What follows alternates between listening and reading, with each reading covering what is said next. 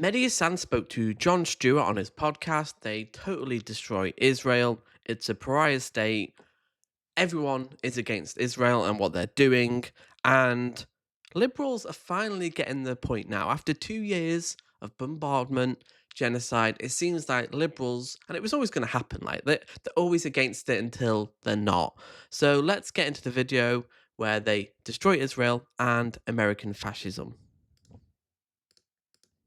Horrific tragedy that's happening in Gaza. You know, all that stuff clearly was nonsensical. But what institutions do we have now that have any viability to try and stop these terrible, like the Israel-Gaza situation? To me, to have that go on and the world seemingly shrug. I mean, now you're seeing a little bit of like, hey, are those people starving? Like, starvation doesn't happen in a week. This is months and years of a siege. Like, what mechanisms do we have in the world now? Not many.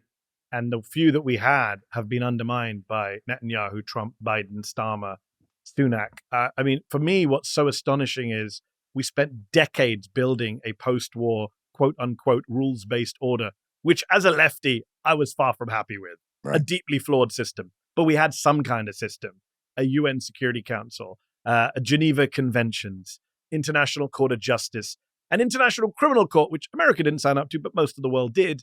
And all of that has been burned down in the interest of protecting one nation, one government, one prime minister. And I think historians will look back and think, what an astonishing sight to see all of it burned down. All of those institutions, anytime they've spoken out, they have been accused of being Hamas, accused of being anti-Semitic, accused of being anti-American. The United States government has sanctioned the International Criminal Court judges and prosecutor. They have threatened foreign governments for doing anything to help the Palestinians. They've gone after South Africa for bringing that case to the International Court of Justice. It is really, really problematic. This is much wider than Gaza. Gaza is a tragedy and a horror show, perhaps the worst of our lifetime. But going forward, this is going to have ripple effects that will affect conflicts and peoples all across the world. Good luck to any Western government ever lecturing another government about human rights or it's just insane. Oh, it's set. Oh, yeah. The precedent of a democratic ally that, is ostensibly, one of the good guys committing a genocide. Like how dare they lecture Russia? I mean, I think you should. I think Russia are also bad. But, what are they going to say? It's like, oh, okay, but you let the genocide. Oh, it will be interesting. That's a permission structure for any other bad actors to basically, that's what I said earlier about sort of this, big fuck small. But yes, the law of the jungle. The law of the jungle, that's right. And a permission structure. I guess my question even in that part of the world is, why hasn't there been, Erdogan will say, Israel can't do this, I'm going to attack, and then nothing. Yeah. And there's never any sense that there is a coalition of the willing for the world to step in and at least separate the combatants.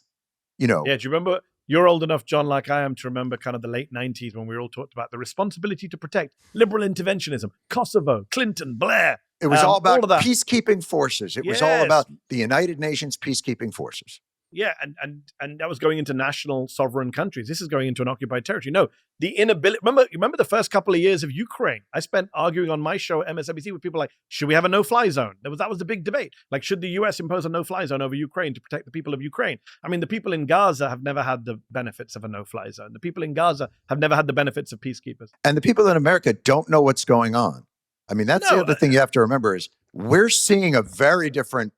We don't see the images in the same way that the rest of the world is watching a very different show than we're watching. I think a lot of Americans, thankfully, are watching it on social media. And as much as I loathe Mark Zuckerberg, Instagram has been invaluable for Palestinians getting their voices out. And I think people who have seen stuff on social media differ from people who haven't. And I think that's very clear. I think people aren't seeing the scenes, obviously, that you see on Al Jazeera or anywhere else. But most people by now do recognize what's going on. And I think the real problem, John, is not ignorance. It is the inability to do anything about the knowledge that we have. And I think the real democratic, I just talked earlier about the international repercussions of Gaza and what it's done to international law and the Geneva Convention and human rights groups, all of whom have been discredited. Every dictator in the world will say, I can bomb hospitals, Israel did. I can ignore human rights groups, Israel did. I can keep foreign journalists out, Israel did. All those precedents. But worse than that, at home, democratically, it has exposed the United States democratic dysfunction. That you have huge numbers, majorities of Americans, big majorities of Democrats saying ceasefire now, restrict arms to Israel. And that is not reflected in Congress at all. That is not, there's polling out this week about how unpopular the war in Gaza is. I think it's only got a 32% approval rate. The same in the UK with Keir Starmer. His popularity, or lack thereof, he had a little bit before the election last year, but he's just day by day just going down. And it will be his Iraq. Like, the last year, he has been under control. Like, he's got leverage. Really, Trump, it's America, but Keir Starmer could have been putting pressure on Joe Biden last year, Trump this year. What has he done? This meaningless virtue signal towards, we're going to recognize a Palestinian state. Okay, are you actually going to do that? Like, what does that mean? But again, that's why people turn to fascism. They go, well, my voice isn't being heard. And really, it's the media environment that creates this. Like, media environment manufactures consent on immigration. Like, people really would be more focused on real issues if they weren't told to be obsessed with trans people and immigrants and like issues that really are marginal compared to being able to afford rent, a good wage, the NHS, cost of living. But you have to create this environment where but people on Israel are like, wait a minute. You can say what you want in the mainstream media. We know what's happening. We see the images because, and again, of social media. Amongst the American public. In Congress, it's got a 90% approval rate. So how do you explain that disconnect? That 90% of legislators support something that only 30% of Americans do. At what point does that become intolerable? At what point do people wake up and say, we're just not represented here by the people in power? There's such a massive disconnect. Right. It's a consent to the governed. And that's on the Republican side too, by the way, John. You're seeing Republicans under the age of 50 rapidly turning on Israel. But the dynamic that you're talking... And that's why Zoran Mondani won in New York. People under 50, they see the writing on the wall. They're on social media. They're on Twitter, Instagram, and they're seeing what's happening. That Green Beret guy, I might do a video on it, where he's talking about giving food, a bit of lentils to a little kid, and he grabs him by the face and he kisses him and says thank you, and then runs away and he's gunned down by the IDF. People are seeing this. People are hearing these stories every day of children being slaughtered. And it's like, what is Keir Starmer doing? What is Donald Trump doing? Nothing. We are complicit. History will vindicate the left and the people who are always against this. And Keir Starmer, I'm sorry, you have blood on your hands, more than most. About the consent of the governed is also, though, what drove these right-wing populist movements. The only difference is it's not Gaza, it's immigration or migration. And as you're seeing that take over in the world, these are the competing things. We keep thinking about, I think all the time about 90% of the people in this country believe sensible gun restrictions are a necessity to keep us from, every time you hear a pop, running out of malls. Not reflected in Congress. All of those things that people want, but it doesn't seem to hold the power that loss of national identity seems to be holding around the world. There's, no matter what issue you want to pick on and where the public sentiment is and where the polling is, it all pales into the comparison to the feeling of, we're going to lose our Americanness. We're going to lose our... Yeah, it is a very powerful trend. And you saw it, not to wrap it back around to Jubilee, but that's what you faced down that day. Well, I'm glad you brought it back to Jubilee, because I was about to bring it back to Jubilee. What was interesting was not just the power of that identity and obsession. They didn't want to debate anything but immigration. They didn't care about any of my other claims. They only came to talk about immigration. But what was interesting is I had a claim on Gaza. I said, Trump's plan for Gaza is ethnic cleansing. A lot of those white supremacists refused to come up and debate me on that. Why? Because they're anti-Israel. And they're not anti-Israel because they care about the Palestinian people. They're anti-Israel because of the people in Israel. Right? There's a massive... Yeah, you see like Tucker Carlson and Marjorie Taylor Greene saying, this is a genocide. Yes, they're right. But they have not got good intentions. Their motivations are not pure, to say the least, on this. anti-Semitic streak on Sure, the right. sure. I have Twitter. I'm aware of the massive anti-Semitic Yeah, streak. but what's interesting is how it's being mainstreamed through Gaza. And this is why I say to Jewish friends of mine who are supporters of Israel, be careful of the alliances you make. The folks on the right, a lot of them are using the same MAGA, America First, national identity argument to actually try and disconnect from Israel. And a lot of people are left like, great, isn't it great that Tucker Carlson and Marjorie Taylor Greene and all these folks are on our side now? And I'm like, I'm not sure I want them on our side because they're not on our side for the same reasons. Like, that's right. We're on our side because we care about Palestinian human rights and dignity and self-determination, not because we're anti-Jewish or anti-Semitic. Unfortunately, a lot of these younger MAGA supporters are driven by this idea of national identity, Christian national, and therefore Muslims and Jews have no role in America. And I would say this, when the pro-Israel lobby is canceling people, getting people fired, pressuring members of Congress, supporting people like Randy Fine from Florida who says, yeah, let them starve, let's nuke Gaza. You know what? But by the way, Randy Fine actually went too far. Yes, for AIPAC. Even for AIPAC. AIPAC was like, hey. You can't say that out loud. Actually, that part I think we may have to. Yeah. That part you shouldn't say on Twitter. That's right. But my point being is a lot of these, Trump MAGA folks are like, well, we don't want Israel controlling our politics. We don't want all these Jews telling us what to do. There's a dangerous trend there, there's so many different fallouts. Which is simply not true, by the way. Like, the right anti-Semites, Tucker Carlson, that kind of ilk. Like, no, America could stop this. Like, Donald Trump could call up Bibi tomorrow and be like, no, stop. They do not control American politics at all. Yes, AIPAC's powerful, but the idea that somehow, no, they could just twist on it. Even Trump has pushed back about it, and Trump doesn't care about Israel or Palestine, but already he's sick because nobody likes Bibi. Going back to Clinton, Obama, Bush, everyone finds him annoying, but there has to be that political will. But that allyship is just, it's an emotional thing. Threads from Gaza, and I think that is one of them that a lot of people aren't paying enough attention to. Mehdi, where do you see the energy? What is going to be the way that this sort of idea that you're talking about on the left, how is that going to coalesce? Do you think it's a function of, if you look at the Democratic autopsy, they're all like, oh, I think the way, the Democrats can do this is that you go on Theo Vaughn.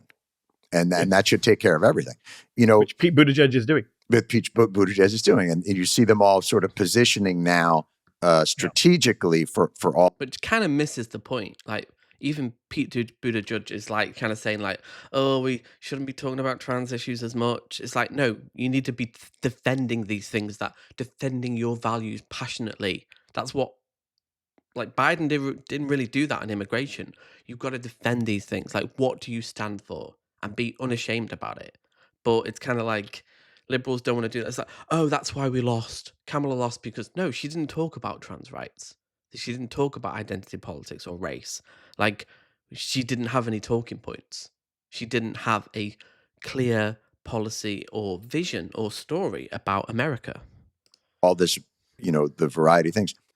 What I love about what you do is there's a tenacious moral principle to everything that you put out there, and you do it in a way that is, when you.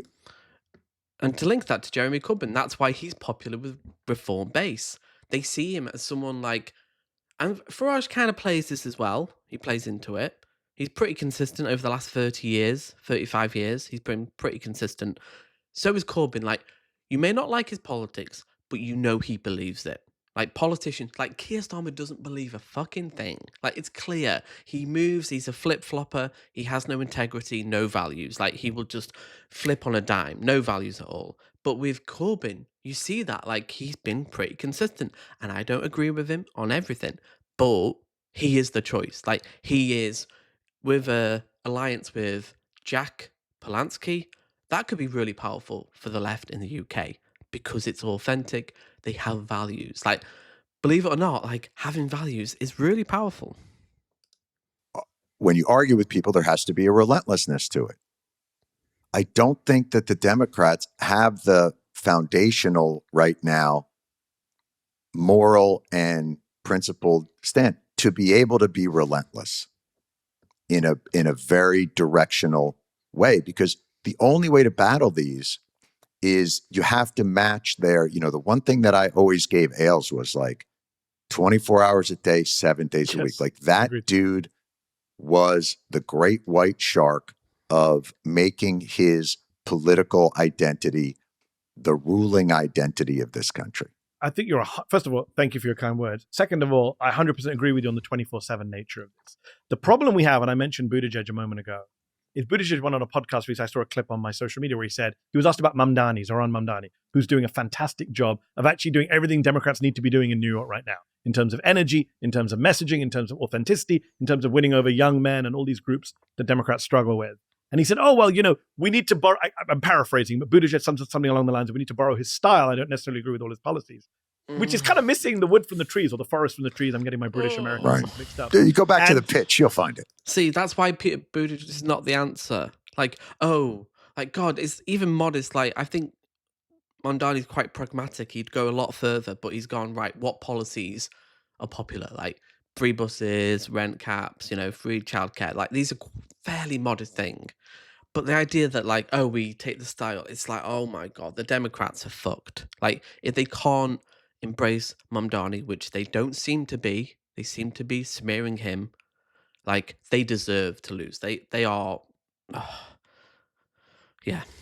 The pitch. I'll find it on the pitch. Yeah. And I think the key point there is, no, you need the substance and the style. You can't just pick and choose. Mamdani's not just doing well because he has slick, savvy social videos, which he does. It's because he's also pushing authentic messages about affordability, about standing up for the little guy. He's the guy who went and screamed at Tom Homan. People forget this. Like, he was there as an activist screaming at Tom Homan, the border chief, a few months ago. Like, that authentic rage and anger and moral outrage has to be there on the part of the Democratic Party. And you can't switch it on and off cynically, depending on where and when you are. Cory Booker being a classic example from your great state of New Jersey. This is a guy who stands for 24 hours, gives this amazing speech, gets us all pumped up. And then he's like, next day he's voting for arms to Israel. Day after that, he's voting to confirm Jared Kushner's dad as ambassador to France. It cannot be on-off switch when it comes to, it's not authentic by definition if there's an on-off switch. That's right. And it has to. Yeah, and that's the thing. Mamdani is a perfect balance between smiley, happy,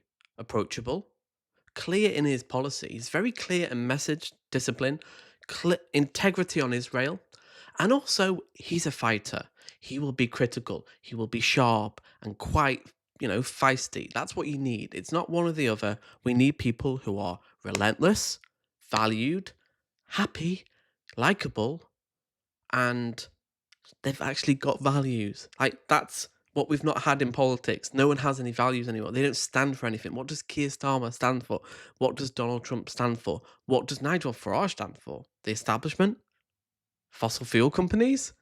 Billionaires? His mates? Like, that's it. So, comment below. Will Keir Starmer ever be held accountable for his complicity in the genocide in Gaza right now? I hope he is. I think he will. Not necessarily in the courts, but in the ballot box. I hope he's held accountable. So, see you next time.